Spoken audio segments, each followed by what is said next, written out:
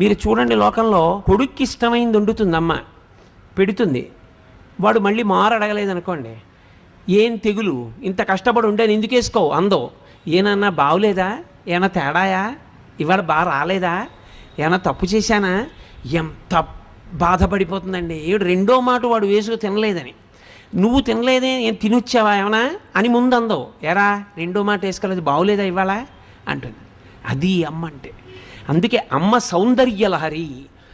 ఆమె ఆఖరి ఊపిరి పర్యంతము ఎప్పుడూ నీకు క్షేమాన్నే కోరుతుంది. తల్లికి తండ్రికి ఉన్న చిన్న తేడా కారణం చేత తల్లికి పెద్ద స్థానం ఇచ్చారు.